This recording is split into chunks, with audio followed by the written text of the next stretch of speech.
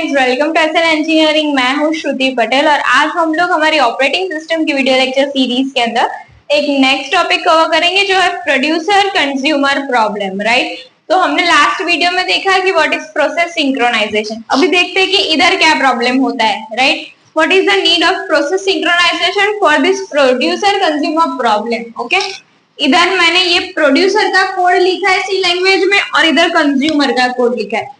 इधर क्या होगा कि प्रोड्यूसर और कंज्यूमर के बीच में एक बफर होगा जो कॉमन होगा, जो शेयर्ड होगा। राइट, बफर मतलब कि मेमोरी, समझो ये मेमोरी है इन दोनों की। राइट, प्रोड्यूसर क्या करेगा कि आइटम्स प्रोड्यूस करेगा और कंज्यूमर क्या करेगा, जो प्रोड्यूसर ने आइटम्स प्रोड्यूस किए उसे कंज्यूम करेगा। राइट, उसे यूज करेगा।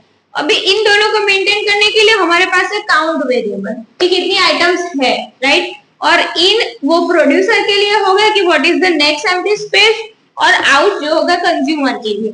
सो अभी हम देखते हैं, पहले हम लोग टोटल 3 केस के साथ इसको समझेंगे। पहले हम देखते हैं कि काउंट 0 है, वॉइड प्रोड्यूसर, हमने इधर वेरिएबल बना है टेम्प p जिसके अंदर हम लोग हमारी वैल्यू स्टोर करवाएंगे। ये लाइन ऑलवेज ट्रू होगी। जो भी हमने वेरिएबल बनाया है वो हम स्टोर करेंगे प्रोड्यूस आइटम। प्रोड्यूस आइटम में जो भी वेरिएबल बना है वो हम आइटम p के अंदर स्टोर करेंगे। ओके, नाउ हमारे पास एक कंडीशन है while count equals to n। ऐसा केस भी हो सकता है कि हमारी बफर की साइज 6 है। राइट, और काउंट मतलब कि नेक्स्ट एम्प्टी स्पेस वो भी 6 हो तो राइट, तो हम क्या करेंगे, मतलब कि पूरा बफर फुल है, 6 इक्वल्स टू 6। ये कंडीशन किसके लिए, चेक करने के लिए कि पूरा बफर फुल है या नहीं। राइट, बफर फुल की कंडीशन है चेक करने के लिए। बफर फुल होगा तो ये ओवरफ्लो कंडीशन हो गई, तो फिर हम लोग कुछ भी प्रोड्यूस ही नहीं करवा सकेंगे, कुछ भी आइटम्स ऐड ही नहीं करवा सकेंगे। राइट, अभी हम देखते हैं कि इधर इनिशियली काउंट की वैल्यू, ये हुआ केस 1। राइट, अभी इनिशियली काउंट की वैल्यू 0 है, हमने ये टेम्प्ट किया। अब टेम्प्ट के अंदर S1 हमने प्रोड्यूस की है जो हमने टेम्प के अंदर स्टोर करवाई। अभी काउंट की वैल्यू 0 है, वो इक्वल टू n नहीं है। 0 is not equal to 6। Right, मतलब हम ये लूप में से बाहर आ गए।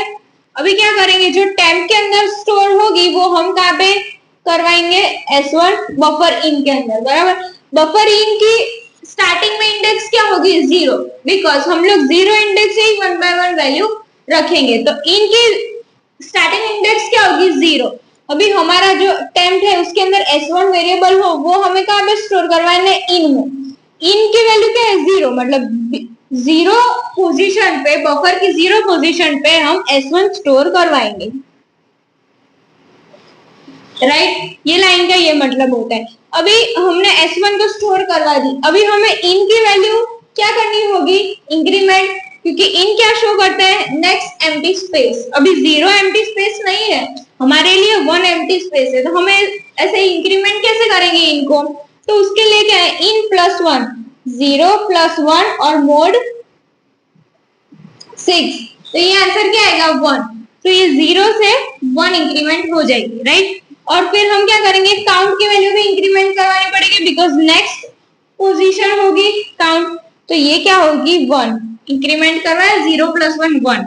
अभी कंप्यूटर इस इंस्ट्रक्शन को माइक्रो इंस्ट्रक्शन में कन्वर्ट करता है। वो कैसे करेगा, तो वो ऐसे एग्जीक्यूट करेगा कि लोड रजिस्टर में काउंट की वैल्यू लोड करवाएगा, फिर उस रजिस्टर की वैल्यू इंक्रीमेंट करवाएगा और जो इंक्रीमेंट हुई वैल्यू होगी वो वापस स्टोर करवाएगा। राइट, इस फॉर्म में वो वर्क करेगा। अभी हम देखते हैं कंज्यूमर साइड, हमने एक वैल्यू तो प्रोड्यूस कर दी, अब कंज्यूमर इसे कैसे कंज्यूम करता है वो हम चेक करेंगे। सो इधर आइटम C है, ये S1 इधर स्टोर हो गया आइटम C के अंदर। अभी कंज्यूमर के लिए आउट है जो ऑलवेज इनिशियली 0 होगा। Right, while count equal to 0, ये 0 नहीं होगा, while count equal to 0 हुआ तो मतलब कि पूरा एम्प्टी है। राइट, सो ये पॉसिबल नहीं है। ये कंडीशन किसके लिए है, बफर एम्प्टी है कि नहीं वो चेक करने के लिए। अगर पूरा बफर एम्प्टी होगा तो कंज्यूमर कैसे कुछ कंज्यूम करेगा, कंज्यूमर नहीं कंज्यूम कर पाएगा। राइट, मतलब कि अंडरफ्लो सिचुएशन, इधर ओवरफ्लो की इधर अंडरफ्लो। राइट, अभी इधर तो काउंट इक्वल टू जीरो नहीं है, 1 is not equal to zero, right. Count की वैल्यू क्या है, 1 है। तो अब क्या होगा, आइटम सी बफर आउट, अभी जो जीरो पे जो आइटम होगी ना, ये हमारी आ जाएगी इधर, ये काउंट की वैल्यू इनिशियली जीरो होगी, S1 ये कहाँ पे आ जाएगी, आइटम सी के अंदर स्टोर हो जाएगी, राइट। और फिर अभी हमने ये तो कंज्यूम कर दिया, मतलब ये बफर में से तो निकल गया, अभी आउट क्या शो करता है, ये वैल्यू, अभी ये तो रही नहीं है, मतलब इसे हमें इंक्रीमेंट करना पड़ेगा। तो ये कैसे होगा, आउट प्लस 1, 0 प्लस 1 मोड 6, तो ये इंक्रीमेंट होके 1 हो जाएगा, right. Count equals to count minus 1, अभी काउंट की वैल्यू क्या हो जाएगी, वापस 0। अभी ये वापस कंप्यूटर सीपीयू माइक्रो इंस्ट्रक्शन में कन्वर्ट करेगा, तो वो कैसे करेगा, पहले वो लोड करवाएगा रजिस्टर में काउंट की वैल्यू जो पहले 1 थी, फिर उसे डिक्रीमेंट करवाएगा 0 के अंदर, और फिर वो 0 वापस स्टोर करवाएगा। तो हमारी एट लास्ट काउंट की वैल्यू क्या हो जाएगी, 0, क्योंकि अभी कुछ है नहीं, राइट। ये केस 1 हुआ, राइट। अभी हम देखते हैं केस 2। समझो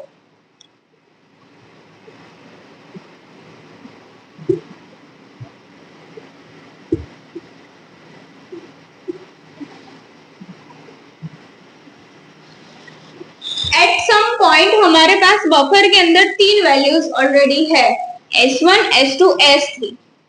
इंट क्या शो करेगा, नेक्स्ट एम्प्टी पोजीशन मतलब 4, और काउंट क्या शो करेगा, अवेलेबल वैल्यूज। तो अवेलेबल वैल्यूज कितनी है, 3, S1, S2, S3, और काउंट क्या शो करेगा, 4th पोजीशन, राइट।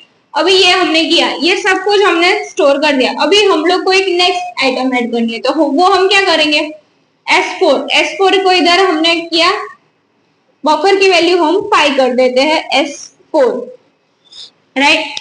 अभी क्या करेंगे, काउंट प्लस 1, ये 3 प्लस 4 हुआ, पर इधर क्या होगा, एक चीज होगी। फॉर एग्जांपल हमने लास्ट सीपीयू शेड्यूलिंग में देखा था कि कई प्रोसेसेस आधी एग्जीक्यूट होके स्टॉप हो जाती है, प्रिम्पशन हो जाता है, और फिर बाद में दूसरी प्रोसेस आएगी और फिर वो वापस रेज्यूम होगी, राइट। तो इधर क्या हुआ, ये जब भी एग्जीक्यूट हो रहा था तो ये लोड हो गई काउंट की वैल्यू, जो पहले क्या थी 3 है, राइट। अभी इंक्रीमेंट हो गई, 3 से 4 इंक्रीमेंट हो गई, और अभी प्रिम्पशन हो गया, ये स्टोर नहीं हुई वैल्यू, राइट। तो इधर क्या होगा, वैल्यू 3 ही रहेगी, स्टोर नहीं करवाई हमने, राइट। इधर हमारी प्रोसेस स्टॉप हो गई। तभी हमारा आया प्रोड्यूसर रेडी था सब कुछ कंज्यूम करने के लिए। तो अभी क्या होगा कि आइटम उसने S1 कंज्यूम कर ली, वो जब भी कंज्यूम कर रहा था तो ये जो काउंट वाला स्टेटमेंट है वो एग्जीक्यूट कर रहा था सीपीयू। तो उसने क्या किया कि काउंट की वैल्यू थी वो लोड करवाई, जो थी 3 वैल्यू लोड करवाई, फिर क्या हुआ डिक्रीमेंट करवा के उसने 2 कर दिया, और इधर प्रोसेस प्रिमिट हो गई, राइट। तो ये वापस इधर आ गया। अभी काउंट की वैल्यू क्या है 3, राइट। सो ये क्या होगी 3 स्टोर हो गई, पता चला, पर हमारे पास कितनी वैल्यूज है 4।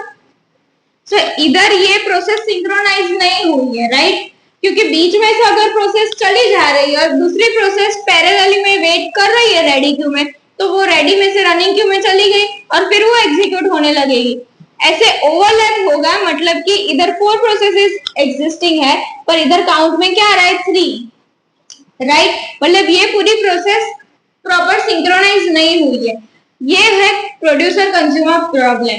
मैंने आप लोगों को 2-3 केस में कैसे बताया कि ऐसा भी केस हो सकता है कि जहाँ पे बफर फुल हो, बफर एम्प्टी हो, फिर नॉर्मल वे में तभी कुछ हमें प्रॉब्लम नहीं आ रहा है। हमें प्रॉब्लम कब आ रहा है कि जब भी हम ये स्टेटमेंट 1 एग्जीक्यूट कर रहे हैं, फिर स्टेटमेंट 2, फिर कंज्यूमर आ जा रहा है बीच में, राइट। स्टेटमेंट 4 नहीं हुआ, फिर कंज्यूमर के स्टेटमेंट 1, 2 किया और फिर प्रोड्यूसर आ गया। ये पैटर्न में जब फ्लो होगा तो हमें प्रॉब्लम आएगा, राइट। ये प्रॉब्लम को बोलते हैं प्रोड्यूसर कंज्यूमर प्रॉब्लम। अभी इसको हमें सॉल्व करने के लिए टेक्निक्स है, वो हम देखेंगे बाद में। This was all about producer consumer problem. Stay tuned, thank you.